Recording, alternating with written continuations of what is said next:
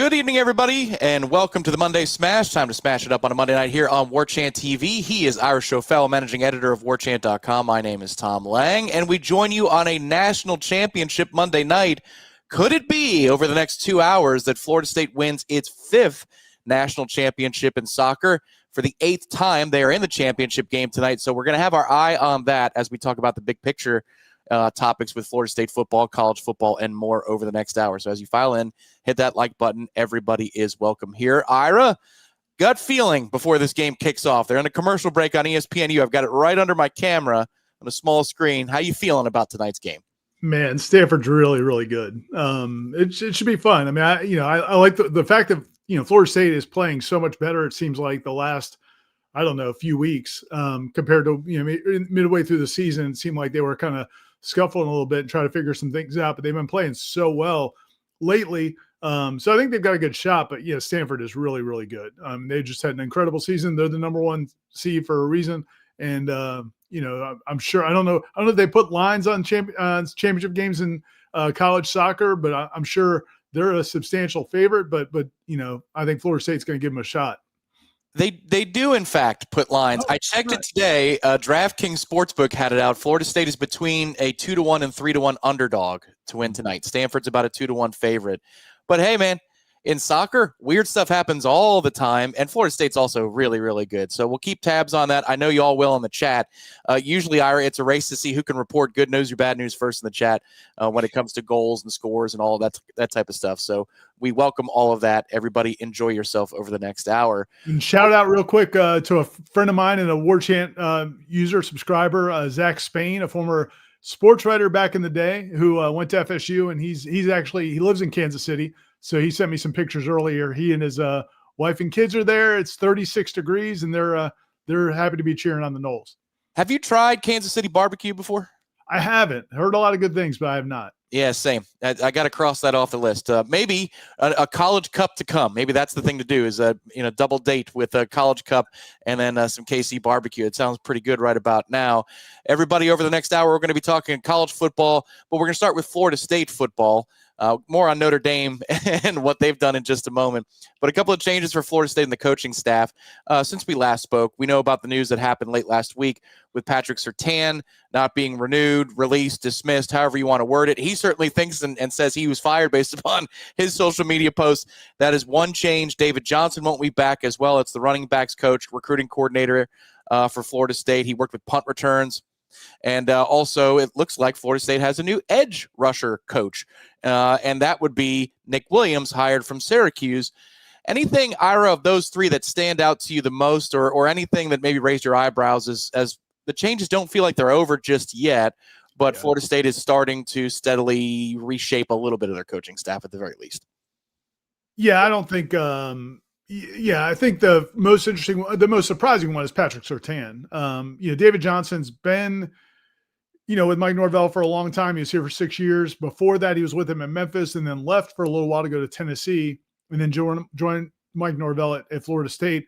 That doesn't come as a big surprise. And the fact that he coached with Ryan Silverfield when they were at Memphis, Silverfield gets the Arkansas job. That's not a shocking development. And the running back situation was interesting this year. Everybody was frustrated by the running back rotation. And I've heard a million different theories on why they never settled on a featured running back. And, when Gus Malzahn came in as the offensive coordinator, there was talk in the staff that he made it clear he wanted to identify one or two backs and not do the rotation thing that Florida State had done last year. But then the season played out and they went back to doing the same thing. In fact, maybe even more so. They never settled on anybody. And, some people would complain that it was David Johnson's fault. Some people complain that it's Mike Norvell's fault. Some people complain that it's Gus Malzahn's fault. We don't have a clear answer on it, but it's not shocking based on how that group performed. They weren't terrible, but compared to what the expectations were with the talent in that room, what you got out of Usman Kromah, I don't think anybody's devastated to see that David Johnson's leaving, although I think he's a good coach. The most interesting, I think, arrival, to me is Nick Williams. Well, the only arrival we know of so far is Nick Williams.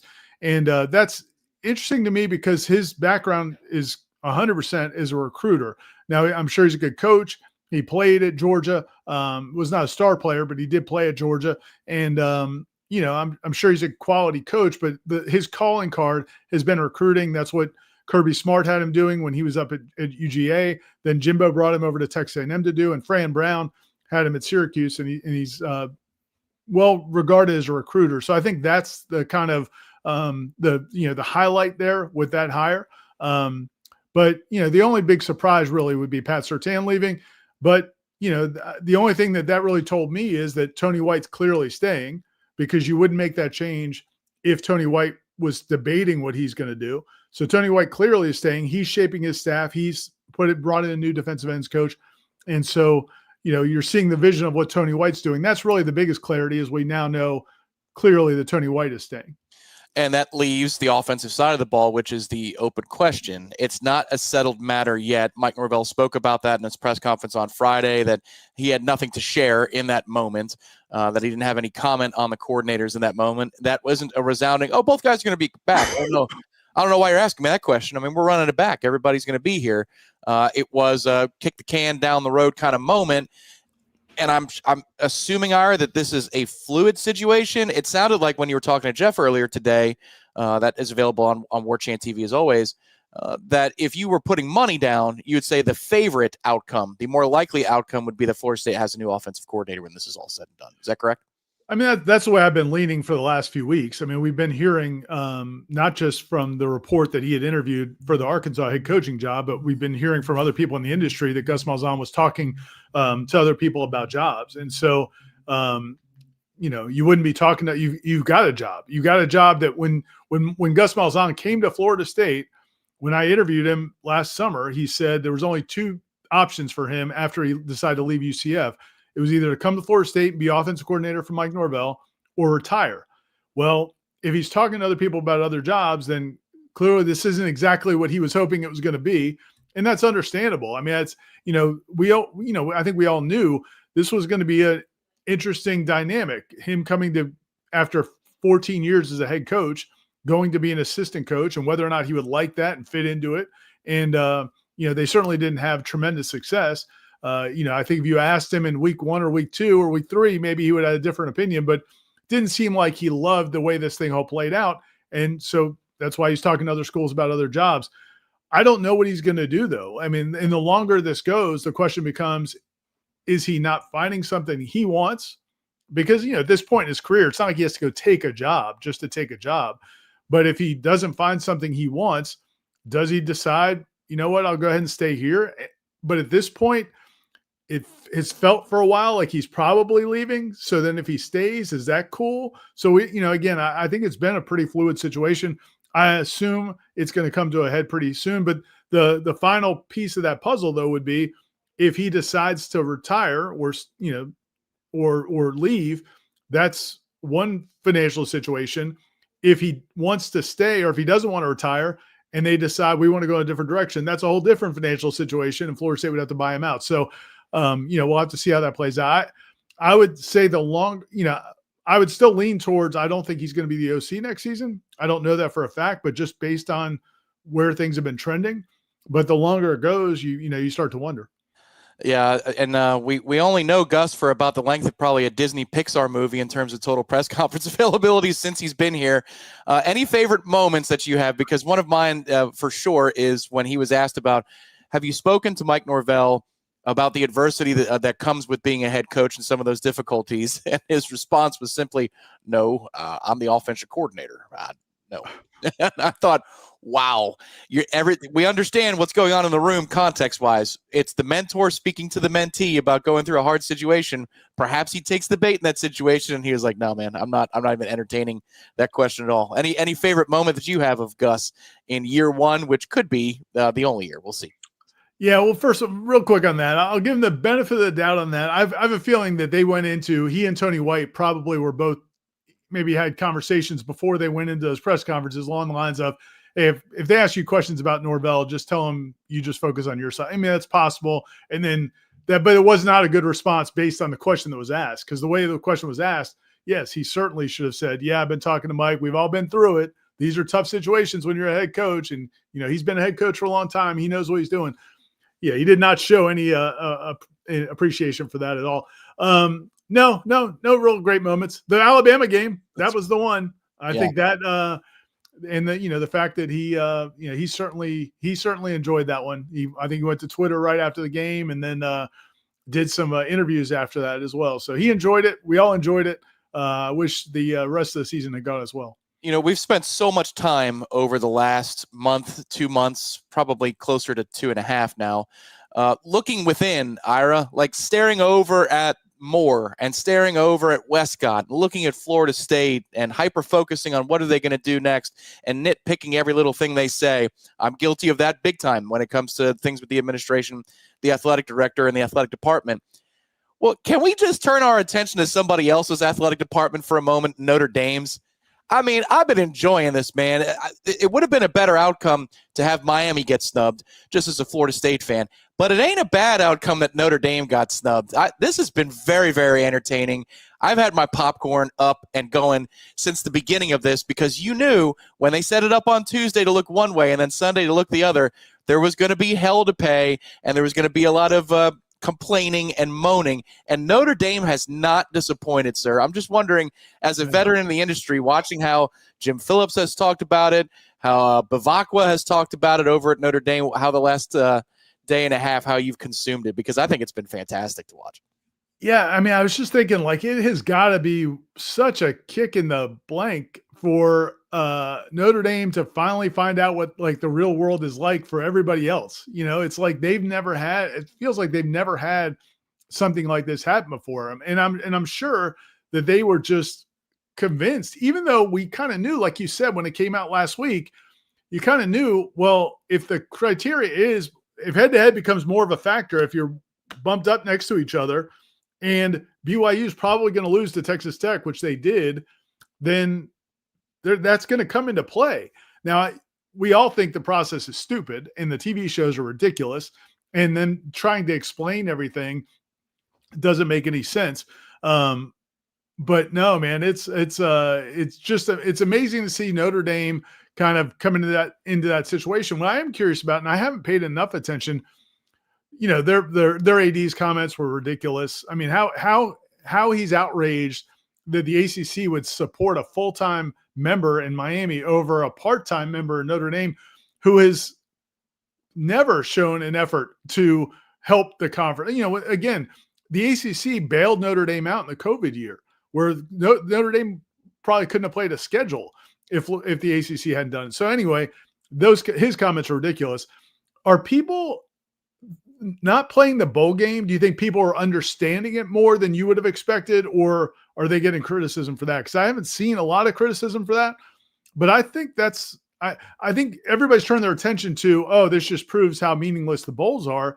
But it's also like, yeah, man, you just take your ball and go home. I mean, that are they getting criticism for that? I've seen some. Our pal Paul Feinbaum is lighting into him, which again ain't exactly a friend, but in this moment, sure, go ahead, you go for it. Crybabies and all that kind of stuff. I don't think the backlash is nearly as big as it would have been for Florida State in 2020. Could you imagine? That's what I'm saying. Like, and I get the people who are saying now, and Corey wrote it, and Corey was saying it back then. Of course, Corey never wants to play anybody. He wanted to buy out of Alabama. But he was saying it back then. They shouldn't go play this game. And I get it. And certainly when you saw the result, I get it. But could you imagine what the backlash Florida State would have gotten before we saw 63-3? It's easy to say afterwards, but beforehand, it would have been outrageous. And that's the other thing. Like, if we're going to compare our pains here, like it's a scene in Grumpy Old Men talking about gallstones, I mean, what the hell? The one for Florida State is infinitely worse. Undefeated conference champion. Not being the 10th best team. I guess that would be the 5th best at-large team or 7th best at-large team in the field. That is nothing compared to being undefeated and passed by the number 7 team in the country on the day that they kicked off the conference championship games. And number 7, Texas, goes all the way up to number 3. Yeah, it feels like people are generally speaking much more understanding of Notre Dame's plight. But when you use a term like permanent damage, Ira, I mean, are they going to bite or are they going to bark here? Are they going to separate and sever ties with the ACC? Because when you say permanent damage, to me, that feels like important conversations were had the night of the snub, as they look at it, their snub. And then you go on national TV and national radio the next day with Dan Patrick and you say that term. I just wonder if that means that Notre Dame and the ACC's relationship might not be dissolving right before our very eyes. I mean, there's no question those conversations were happening. I mean, there's no question. And we knew when, the ACC right away, I think Wednesday morning, they announced that over the weekend or whatever, they were going to be playing that Miami Notre Dame game like on loop for over 2 days or whatever. Yeah. And it was like, all right. That was probably the coolest thing I think the ACC's ever done. And so I'm sure, yeah, man, even before Jim Phillips has, started politics, I'm sure the Notre Dame people were like, hey, man, are you sure you want to do this? But what choice did the ACC have? There's no choice there. They have to. And at the end of the day, be mad at yourselves. Jim Phillips is not the reason. We all know Jim Phillips doesn't have sway. We know that Jim Phillips's campaigning isn't why they did what they did. They did what they did because Miami did beat you head to head. And now the bigger argument is, to me, again, is why Alabama's in there and the fact they didn't drop it all with 3 losses, 2 blowouts, and barely beat Auburn 2 weeks ago. So, it's just to me, it's ridiculous. But could it? I'm sure those conversations, I'm sure Notre Dame was trying to lean on the ACC leading up to the day, and then the ACC told them to stick it. And so, yeah, they're pissed. What they can do about it, I don't know, man. It's going to be hard for them to schedule. Yeah. If you don't have the ACC to be your patsy and agree to play you all these games, where are they going to get these games if every other conference is playing 9-game schedules? It's a great question. Well, and I get greedy in a moment like this. I see opportunity, Ira. Could it be that Notre Dame severing ties with the ACC leads to a domino effect that allows Florida State to leave for even cheaper than the Board of Trustees and the lawyers got Florida State out in just a few years' time?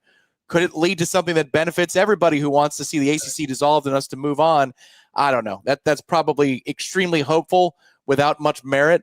But I'm watching right now because these two sides don't like each other. When Jim Phillips released his statement this afternoon in response and he didn't back down, I thought, that's not very Jim Phillips like when it comes to Notre Dame. I mean, he's done unsavory things at the ACC football kickoff podium as it relates to Notre Dame, an event that they have no representation because they're not a member of football in the ACC. So I found it very interesting that Jim decided to go in that direction today. It feels like we got something real on our hands here that might expedite maybe another round of some realignment or network plucking. Man, from your lips to God's ears, buddy. We're all for it. Let's hope that is the case, and it's not out of the question for sure. I mean, what Notre Dame does is a big deal. It's a big freaking deal. The ACC felt like accepting this deal with Notre Dame, the part-time membership, was something that kind of solidified the whole conference. So yeah, if they leave or threaten to leave, obviously everything's on the table. There's one person who I know for sure would love to hear news about Florida State moving to a different destination, and that is State Farm agent Russ Voris, everybody. Tonight's sponsor here, State Farm agent Russ Voris. I am now a bundled customer of State Farm agent Russ Voris, my auto, and then my penthouse here. I've got a nice little line or two of coverage that makes the people in the ownership company in my building very, very happy. It's all thanks to the experts at State Farm. They're wonderful to deal with on the phone. I highly recommend you give their offices a phone call. Yeah, that's correct. Orange Park, 904-276-9535 is the number I used. 904-276-9535. I talked to Ian for about 20 to 30 minutes. I got an auto quote. He answered 4 or 5 key questions I had from my previous provider to my current provider, and voila. I had an email waiting in my inbox. He sent me a separate email with ID cards just to make it easier for me. Fantastic customer experience with State Farm agent Russ Voris. And Ira, he's as big a Noles as there is, and he helps not just people in his area on the East Coast of the state of Florida. It's all throughout the Southeast. Yeah, and his office is over there in Jacksonville Beach, and Orange Park. But the basically Florida, Georgia, and Alabama, if you have any needs in those 3 states, reach out to him. And if you're in those areas, you can go by the offices, or you can go to the website, russvorhis.com, russvorhis.com. Cover all your insurance needs. And again, we talk about this all the time. Insurance is one of those things, you have to have it, but you don't really care too much about it until something happens. And then you want to make sure you've got the best coverage possible. and talk to Russ and his people. They know what they're doing, and they love to help other Noles. Here's one of the goofy things about the college football playoff to me and what the committee did, Ira. They could have saved Notre Dame if they wanted to, more than in just the obvious way, which is, just send them in and keep the rankings like they were on Tuesday. If they knocked Bama down one spot, they could have continued that talking point about like the way they did when BYU was standing between Notre Dame and Miami. And they did knock BYU off their peg where they were at 11. All they had to do was demote Alabama one spot to be the last at-large team in after losing to Georgia, and that would have moved Notre Dame up in a position where, in theory, isn't that what they would want? You get Notre Dame and Alabama both in. I would have thought that would have been their first goal before Selection Sunday, and they decided not to do it. In a weird way, I commend them for that because that was an easy move to make, but they decided to keep Alabama where they were at 9, which is just, I mean, that's insane, sir. You saw the numbers of how rare it is for a team to lose a conference championship game and not move. This one got destroyed and didn't move. Yeah, we're not competitive, really. And that's now the Oklahoma game. They were not really competitive. Obviously, we saw what happened. They played Florida State. They could not run the ball all season. I mean, that's a team with real flaws. And so they don't, I mean, yeah, it's ridiculous. It's Alabama, it's the SEC, it's ESPN. That's who they won in the game, or that's who they won the tournament. That's who they're going to have in the tournament. But yeah, I'm really curious. I do feel like we're at a bit of a turning point now with just this whole thing, this process. I mean, there are a lot of people talking now about the possibility of them getting rid of the weekly shows, and that would be better, I guess. But at the end of the day, the problem is they're not going to go. It's not about merit. It's about the teams they want in, and the teams. It's partly about merit. Some teams, but the rest of it's about the teams they want in because the SEC. They want SEC is going to get 5 teams in, I guess, probably every year that there's 12, and it's just that's the problem with the whole process. But if they get rid of the shows, I guess at least you get rid of some of the charade where they justify things along the way. Florida man in Alabama with a question. He says, what moron decided the national championship for soccer should be played outdoors in Kansas in December? It's a cold weather finish. I mean, it's the same way in Cary, North Carolina all those years. Sometimes they had those games in the afternoons on a Sunday, but recently it's been in prime time. Yeah, this is that final test. Maybe that helps out Florida State, Florida man, but good question. It's the NCAA, so I'm sure they've got a lot of folks to choose from of candidates. Go ahead. Yeah, I was going to say you'd definitely feel worse if they were playing, Notre Dame, or if they're playing a Midwestern team that trains in this kind of weather. The fact that it's Florida State and Stanford, I feel like they're probably both equally not thrilled about the weather. And the locals, I'm sure, are used to it. So it's really more about the players, and I think both teams probably are feeling the same effects. Let's see, Noles Minerful. All right, if I got that right. Could Gus be waiting to see what they get on the portal side to decide? You think that he's checking out the roster like that? Because he would have say. It wouldn't just be what they get. And that, to me, is the interesting part of it, is because I don't know that and again, maybe Gus and Mike talked. Maybe they talked today. I mean, when we talked to Mike Norvell on Friday, it didn't sound like he had resolution yet on what they were going to do. And again, maybe they talked today, and maybe there is some clarity, but that part of it kind of has to happen before everything else happens. David Johnson leaving as running backs coach, it's hard to even talk about who the candidates are going to be for that position because we don't know who the offensive coordinator is going to be. If it's Gus Malzahn, that's one thing. If he leaves, if they bring in somebody else, then that changes probably who is on the board for a running backs coach. And then you go to the personnel side for sure. I mean, the portal doesn't open now for a few weeks, but that's going to be what they do in the portal is going to be determined, as you said, more based on who the offensive coordinator is than the other way around. Yeah, they certainly can't wait to see how the portal goes to decide what they're going to do at OC. Yeah, I would imagine that if you're just talking about for this upcoming season, that move is more important, the news on that one, than is the general manager move. You got to know who the hell the offensive coordinator is because you have to be able to start building your roster to the eye and to the liking of the offensive coordinator. So I would imagine there'd be some clarity there because this is the best part of this era, Ira, with the transfer portal, is that the players are asking the same questions the fans are, I would imagine, and the representation is asking the same questions that the fans are. Whereas back in the day, if you had a Scully and there was no NIL, there was no transfer portal, you kind of were coached by whoever the hell they picked. Right. In this era, you have to have an answer because we're not the only ones asking these things aloud. I'm sure Mike Norvell is being asked by people inside that building an awful lot and recently.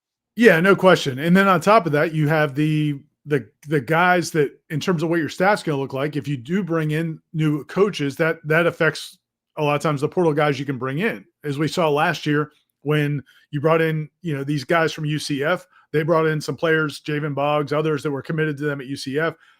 The guys from Nebraska brought in players that played for them at Nebraska, including one that played for Tony White back in Syracuse in the cornerback. So Jerry Wilson. So those connections have an impact as well. But yeah, the players that are currently here, and we talked to some people around that process.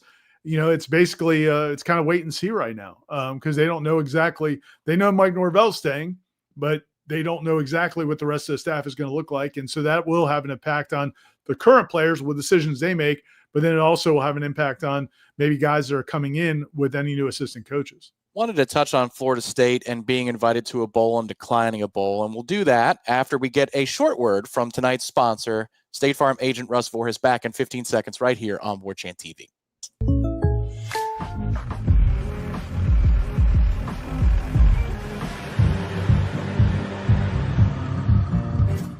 Contact Russ Voorhees for an auto quote today. Under 23 minutes to go here in the first half. No score still between Florida State and Stanford.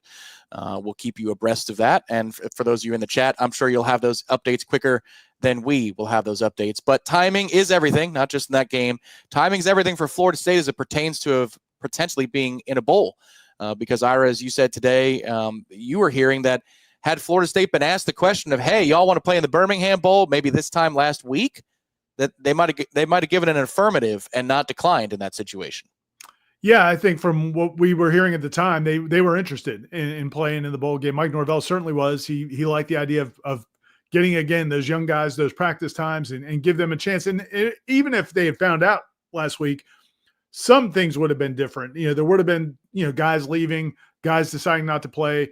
So it wouldn't have been the exact team that played last season, but at least the guys who were planning to come back or thinking about coming back next year, it would give them an opportunity to play. And we were hearing all week that they had a strong interest in playing. But then when it looked like that it was not going to happen because, the way it works, if there were spots available, if not all the 6 and 6, if there weren't enough 6-win teams, then they would go to the 5 and 7 teams. And then based on the 5 and 7 teams, it's based on your APR. And Florida State wasn't at the top. They were one of the leaders in it. So they had an outside chance. But as time went on, it looked like they weren't going to need them. There was enough 6 and 6 teams, and Florida State was a little bit further down in the 5 and 7 teams. So it looked like it wasn't going to happen. So then they basically went to the exit interview part of roster management. Pat Surtain left on the coaching staff. You have coaches starting to look at other schools. You have players starting to look at what they're going to do after Florida State. And even from from an infrastructure standpoint, in terms of the things they do to go from practices, set up practices in terms of equipment and all those things. Sometimes equipment gets sent out to be repaired or refurbished or whatever. All of those things, that process had started. So then when Iowa State and Kansas State pull out, and I mean, all of a sudden it was kind of like, they started throwing last minute Hail Marys, but that's why all those schools backed out. It was too late. If they had told them several days ago, I'm sure other schools would have done it as well. But yeah, Florida State, the timing didn't work out. We have a special guest here on tonight's Monday Smash. He just joined us. We're going to get some technical work here to make sure that his connection works just fine. It's Corey Clark, Warchant's own Corey Clark, 2/3 of headlines in the house here tonight. I know the connection is going to be more successful than Alabama's running game was on Saturday. Hi, Corey. How you doing? What's up, guys? Can you hear me okay? Oh, beautiful. Loud and clear? This sounds fantastic. All right. Beautiful. We're just doing a mic check, camera check here for Corey Clark. For just making sure it's headlines. Okay. I wish I had a different backdrop because the white wall with my pasty skin, I just blend into it. It looks like there's an On-3 sweatshirt just talking. So I got to figure something else out by tomorrow. But so what are we talking about, guys? Breaking out. We're doing a soccer watch along. Still 0-0? 0-0 on the pitch. Okay, right. Nice. 0-0 on the pitch. I'm going to orient the screen. There we go. Yeah, I feel like it's Tuesdays now because there's Ira top left. There's Corey top right. Yep, here we go. We were just talking about the circumstances by which a few moments ago, Corey, where the committee could have bailed out Notre Dame if they just bothered to drop Alabama one spot, but they didn't do that, which Alabama, one of the few exceptions to the rule that if you lose a conference championship game, you get knocked down a peg. Isn't that strange? Isn't that funny? And when you beat like a 7-loss Auburn team, you get bumped up one. That worked out well too for them. The whole thing. Nobody feels sorry for them, though. I mean, cry me a river. Good grief with that crew. With that AD, I mean, that's just an adult temper tantrum. Like Florida, I really wish Florida State had done it because that's real martyrdom. They were screwed. That was an outrage.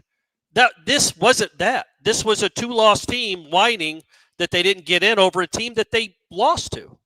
So it's not apples to apples, but in hindsight, I wish Florida State would have been the one that got this ball rolling, letting everybody know how crazy this whole postseason is. I really love the use of the word martyrdom with a Catholic school, Corey. That is very well played. The terminology. That's what I do. Spot on. Ira, you were going to ask him something? Yeah, just that, Tom brought up the idea that because this is boiled over and now you've got the AD at Notre Dame talking big and Jim Phillips, defending his side, and we'll see how that all plays out.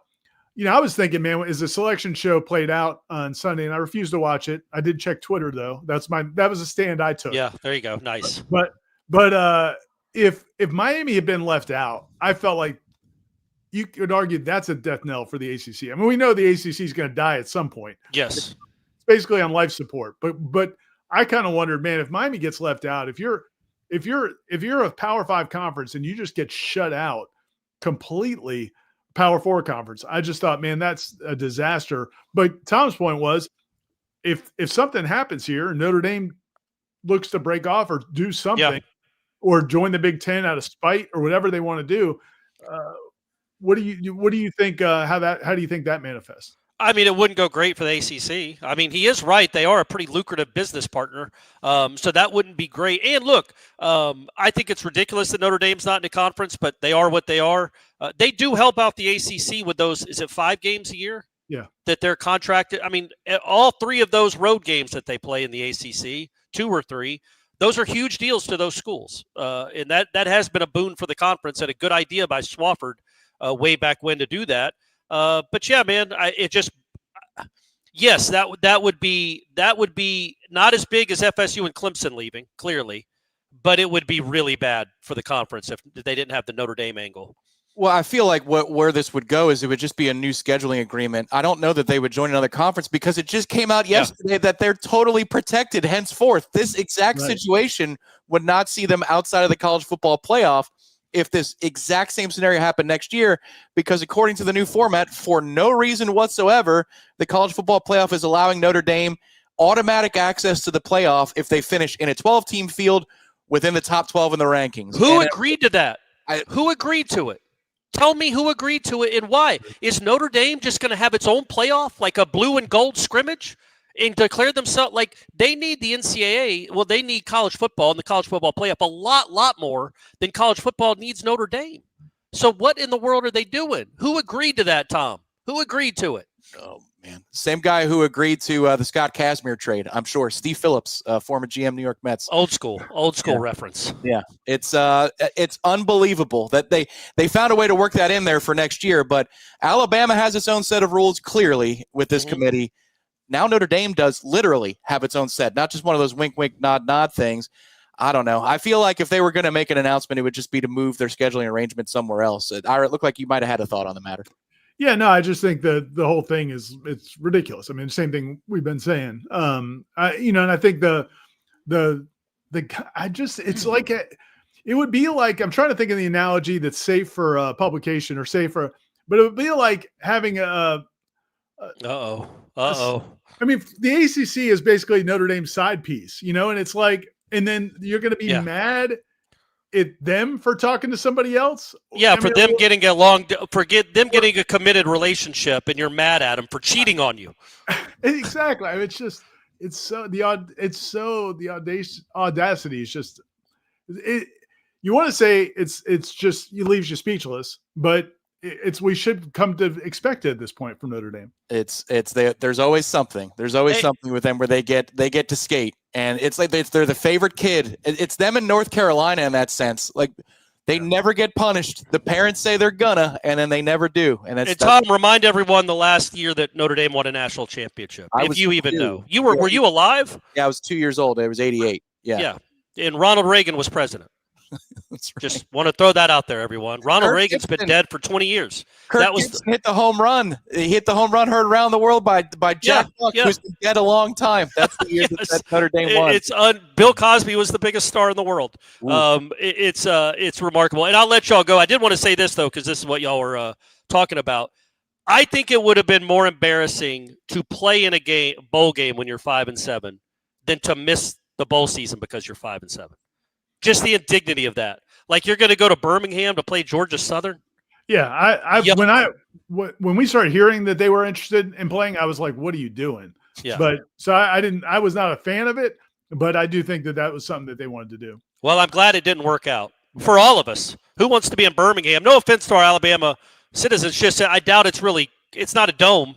So late December in Birmingham doesn't sound great, and you're playing Georgia Southern, and for what? To maybe get the 8th loss. Maybe you could break the trend of losing away from Doak and maybe somehow find a way to be. There was nothing to be gained out of that game at all, except for 30 passes from Kevin Sperry. There it was, maybe. Yes. Yeah. But even then, what stock do you put into if he lights up Georgia Southern? Well, I mean, you would get 14 practices with him getting the starters reps. I guess that would be. And you think that would maybe they'd be able to make it? I guess they could make more of an informed decision. Maybe. Yeah, I would have just asked for the practices. Like, I don't even need to go. Like, can we just have the 14 practices, please? We'll promise, and then we'll just call out at the last minute. Corey, I want to ask you this before you go, and it's what do you think is more important in the immediate right now? Clarity on Florida State's offensive coordinator, or clarity on Florida State's general manager?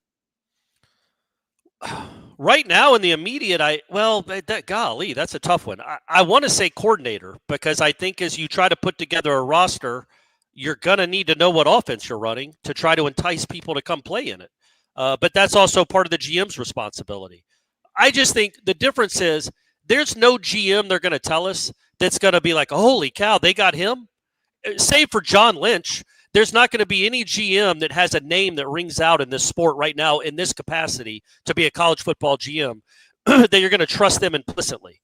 But I think if you get an offensive coordinator that's proven and also maybe has a quarterback he's worked with at his former school, I think that to me is more important. Well, maybe not more important, would get the fan base more, I don't know, reinvigorated, if that could even happen right now, invigorated. But yeah, I would think, well, golly, man, if Gus isn't the OC, what are we doing? Hurry up. That's right. Right, Ira? Well, we were talking about earlier, though. The issue is they got to see what he wants to do. Well, how long? Wait, he's been here for a while. Yeah, I know. I got you, man. But your choice is either to wait or to fire him. And if you fire him, you got to pay him like $4 or $5 million. Yeah. That's not a lot of fun either. So, they have to see what ultimately they could do that. Or maybe he's met with Mike Norvell today and said, I'm good, I'm staying. And then they move forward. We don't know. We haven't heard any updates there. But until he decides what he's going to do, I don't think they really have a decision what they can do other than just firing him. Then you got to pay him a lot of money. Jeff and I. And I don't know if you know this. I don't know if you know this, Corey. The school's not real fired up to be paying buyouts right now. It wouldn't appear. Appears they're kind of balking at that right now. Jeff and I were joking about that today between segments that there's a bit that you could write where Gus is just sitting there on the couch eating cashews. And he's checking his phone every hour to see if Florida State's called. He's like, they're going to call me. They're going to want to settle this thing. Yeah. It's free. You get money to go away, man. That's the perfect life if you don't want to do it anymore. We'll see what comes. I don't know, did you not see the passion in him? Kind of all season, but especially late. Like he loves this program and he wants to see it turn around. I just get that. It just vibes off him. Did you not get that, Ira, being in the room with him? I didn't quite get the same feel you did. Oh, okay. Well, I guess we're seeing different things or feeling different things. He seemed all in. Some people get the warm and fuzzies, some don't. Corey has great technology. It works. It's Sweet. Fantastic.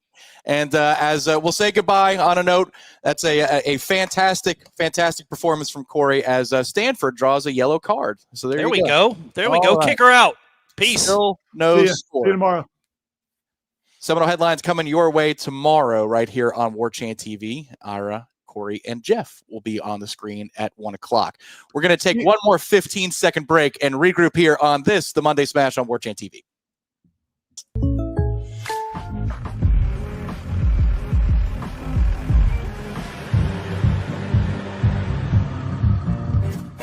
Contact Russ Voris for an auto quote today. What was making you giggle there, Ira? What was going on?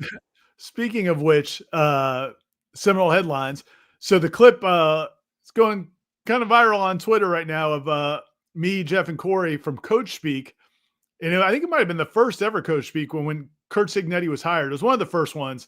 And we made fun of Cignetti's press conference, which was just insane. His press conference was nuts. But people are, and in the clip, we're laughing at Cignetti, and Jeff's like, this is going to be a terrible hire. But we weren't really evaluating, none of us were evaluating Curt Cignetti as a coach. We were laughing at his press conference, which if you go back and watch his introductory press conference, it is nuts. It's bonkers. Now he has backed it all up. But nobody could have ever expected that guy that walked in there and talked the way he talked would then have the success he's had. It's awesome, but I don't back down from making fun of that introductory press conference. It was crazy, but somehow he's backed it up. Congratulations to him. Yeah, I still don't buy into them all the way. Like, I know what they just did. And I actually got asked on the boards. I need to answer that post. I got the notification. So Tom, do you think they're still frauds? I don't think they're frauds. I don't think that they're the best team in the country. But we'll see. I feel so petty for saying this, but as I was watching it, I was like, man, Ohio State's quarterback looked panicky the whole game. Yeah, and I don't know why. Like, there was a good, their pass rush, they've got a good defense. Yeah, their defense is very good. Full stop. But he looked, I don't know, man. I thought there were plays there, and he just looked panicked. He looked panicked every time he dropped back. Now, give them credit. Maybe they created that. And I didn't watch Ohio State enough to know. And maybe it was the pressure of playing for a Big Ten championship or whatever it was. But I just thought as the game went on, especially, he just never looked comfortable. And then some of the decisions, I didn't get Ohio State's decision-making, in some situations. Either way. I think it's also the come down of a conference championship game where I think we in some ways, Ohio State was never going to lose the bye week, right, in the playoff structure. So yeah, you'd want to have the confetti and the trophy, but I think it's the come down from destroying Michigan. I think that was the game that they got up for more than this game, because for them, there's more at stake there. They had just lost to Michigan the last year, and that's all they had to hear about all offseason. I think this is a rare circumstance because college football is rapidly changing where you put your importance. But this is a rare circumstance, I think, where in most cases you might talk about a conference championship and punching a playoff ticket is more important than a rivalry game. Well, because there's 12 teams in it, I think the Michigan game was way more important to Ohio State than the conference championship itself the next week. Yeah, and please, we're not saying that Indiana's not a very good football team. We're saying we don't know that they're the number one team in the country. And to the point about the roster, I mean, man, you got to give them all the credit in the world, man. They have done a great job evaluating players in the portal. The first year we chalked so much of it up to him being able to bring in his James Madison guys who he knew and knew his system. But this year, man, they've got a bunch of other dudes from other schools too, and they've done a great job, man. And players that, even I think is it Becker, the receiver, just was not a highly touted kid, and he's just kind of blown up. I mean, and I think their staff is doing a great job. You got to give them all the credit, but I just don't know that they're the number one team in the country. And I don't, even though Ohio State's, obviously a great team, was number one basically the whole year, I think your point is valid, and they just didn't play well. I like how you're on defense against those Hoosiers who are on, like, years later, it's the same story. Those Warchant guys do not believe in Cignetti and Indiana. No, they're a very good team. We'll see if they're the best team in the country. They have this thing called the playoff now, which helps people sort that out. We've got a new sponsor that's on board that we're going to be rolling out here soon. We do have to say goodbye to an outgoing group that wants more. They want you to know out there about how good they do, and that would be our friends at Whataburger. Start your morning with the breakfast you deserve at Whataburger. They got plenty of options to choose from. You could get a sweet, crispy honey butter chicken biscuit or a breakfast bowl with savory sausage or bacon, or maybe a big, tasty breakfast burger with extra bacon and avocado. Whatever you want, just like you like it. Whataburger serves breakfast from 11 p.m. to 11 a.m. Whataburger had come on board for the college football season, so one more salute to our friends at Whataburger. But we're going from burgers to brews, and not the kind you're thinking about.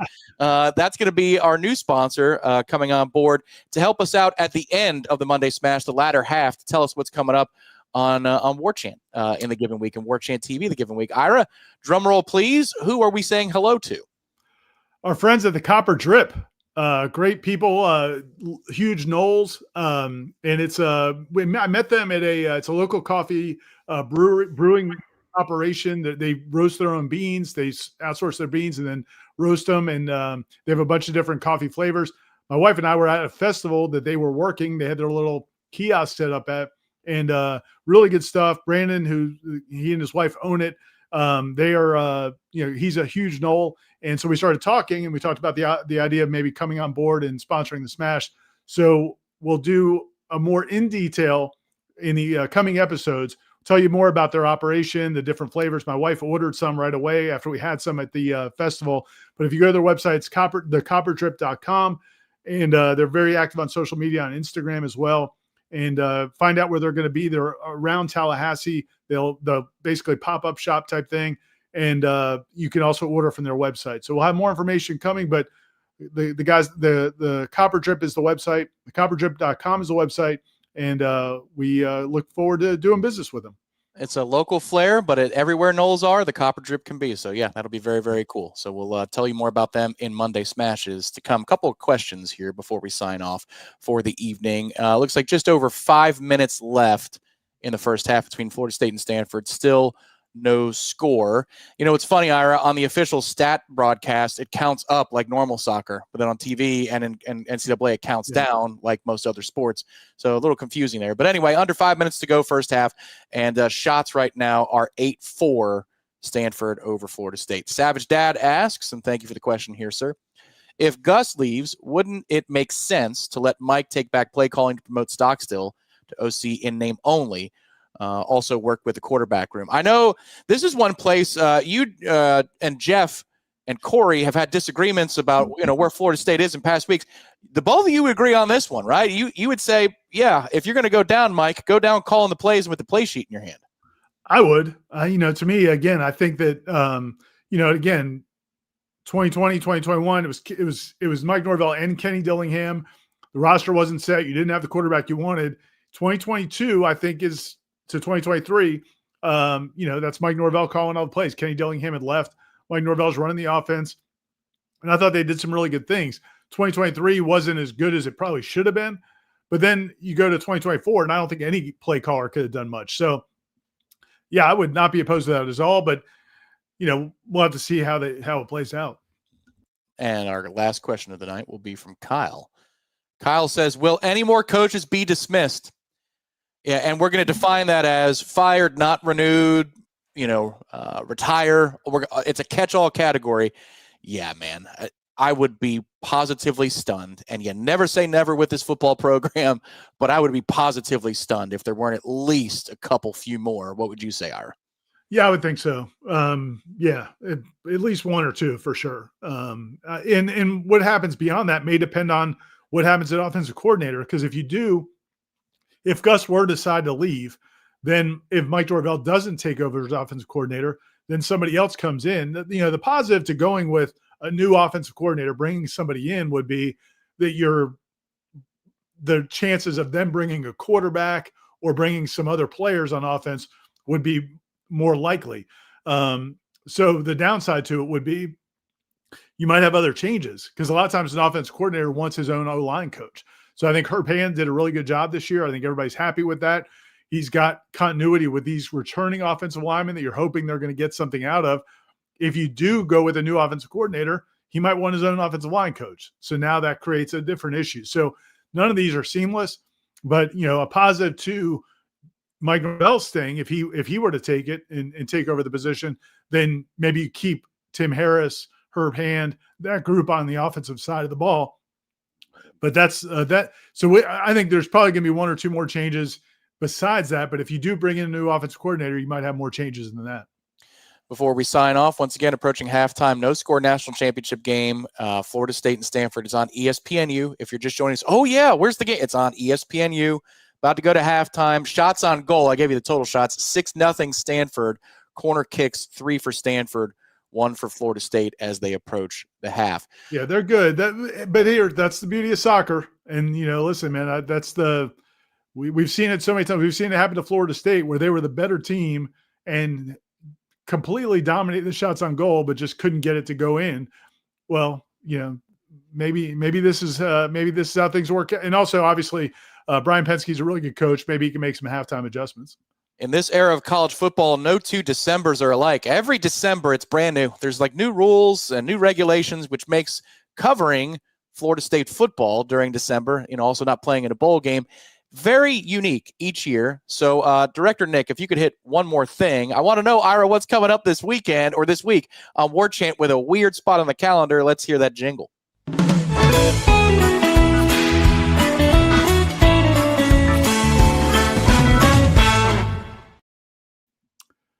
Yeah, man. It's going to be really hot and heavy. We can't predict exactly what's going to happen, but the storylines for the rest of this week it's going to be mostly focused on the changes on the staff. And I know a lot of fans are frustrated. They want to see what those changes are going to be. They feel like they should have happened a week ago, but so much of this was kind of, one thing has to happen and then that leads to another thing happening. And so again, part of it, I think, was waiting to see what Gus Malzahn is going to do. Then that'll open up the door for other changes.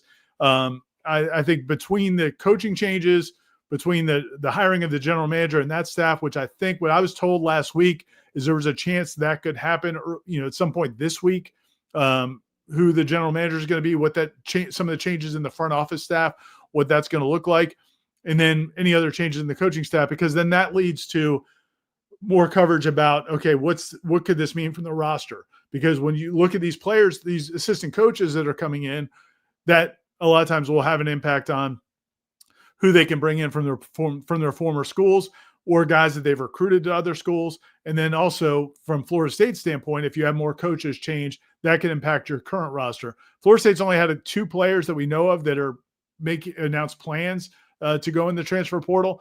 And but that number is going to grow as well. We all know. So all of that is this next week or two, a lot of more conversation, more discussion, and probably some news on what's going on with the roster and the coaching staff. We'll have some fun on the way out tonight. Grammar Hero says, New York Mets had Jesus. Get him out. No, it's Tom, Grammar. How you doing, man? The winter meetings are going on, Ira. I decided we'll use this as a chance to talk just a little bit about baseball. Your grocery list for the Baltimore Orioles. Who do you want them to get, or is it just a certain position or a certain phase of the game of baseball that they need to get better at? It's really pitching, man. It's really pitching. And, they did make a little bit of move in the outfield to get another power bat in the outfield. And, they made a move last year with O'Neill, and we'll see how he is. He was not healthy this year. But it's all about pitching. I mean, they traded Grayson Rodriguez. He's a guy that we thought maybe would be an ace of this team, but he's dealt with injuries, so they got to kind of shipped him off. They need to get frontline pitching. They also need to get a closer. And so we'll see, man. There's not a ton of options out there right now. So, it's hard to know. But the lineup, I still have confidence in the lineup. I think the new manager, I think they're going to go in the right direction now. But it's going to come down to what they can do on the pitching staff. Yeah. Y'all are talking to Pete Alonso apparently tomorrow too. He's showing up to the meetings and he's talking with y'all and the Red Sox. So we'll see if you need a scouting report on either him or you sign Edwin Diaz. I'll give you all you need to know about those two guys as the Mets are looking for frontline pitching themselves because that outdid them. To all you Braves fans out there, you can get that sour taste out of your mouth very, very soon. Baseball's right around the corner. So is Florida State baseball, just a couple of months away. The offseason goes faster than you think. January, I always feel like, Ira, is customarily the longest month of the year when you're trying to get from the end of football to the start of something new. Then once we get through January, things will be all right. Florida State basketball has the week off for exams. They play again on Saturday in Sunrise at noon against UMass. We'll have coverage of that for you as well. But we all know what we want to do right now, which is watch the second half of Florida State and Stanford. They are at the half right now. No score. Could Florida State be 45 minutes away from a 5th national championship? Wouldn't that be something, Ira? We need some good news around these parts. Man, real quick on that, it's unbelievable because – again, when Florida State started their soccer program, I mean, it's basically, I think it's 30-some years ago. It's not that long. It's not that long ago, maybe closer to 30 years ago. And, think of the programs that had such huge head starts on them. I mean, obviously North Carolina dominated the sport, but Florida had a great soccer program back then. I mean, a lot of other teams. And then Florida State to come in and just do it at 4 national championships with a chance for a 5th. It's really incredible. And 8 trips to the championship game. I mean, it's and with 2 different coaches during this whole run, It's really incredible. And so you want to see football and men's basketball and some of these other sports step up as well. But yeah, I did want to give a shout out to soccer because it's incredible what they've done. Noles playing for a natty. Head over to warchant.com right now for all the latest happenings around Florida State sports. And Ira's right. Intends to enter transfer portal are going to be very key words, not just to Florida State, but around the country as you start doing wishful, hopeful grocery shopping for other kids and other rosters. Head over to Warchant, sign up right now. You get national On3 insights from all of those names in other schools. And if you want to see meltdowns on the Notre Dame board, you can do that by joining warchant.com for just $1. It is actually quite spicy and fun today over there. I did go to Blue Gold and I did check out what was on their boards. Yeah, it's worth it, everybody. Head over there. On3 is part, of course, of warchant.com. Join us, if you please. It's the largest FSU fan community in the business. For Corey Clark, special guest tonight, Director Nick Carlisle behind the scenes, and for our sponsor, State Farm agent Russ Forrest and Ira Schofel, managing editor of warchant.com. I'm Tom. Hit the like button on the way out. Thanks for stopping by on the Monday Smash, and happy early holidays. Stay safe in the malls and driving around, shopping, all that stuff, everybody. We'll talk to you next week right here on Warchant TV. Ira, good night, man. Take care, man.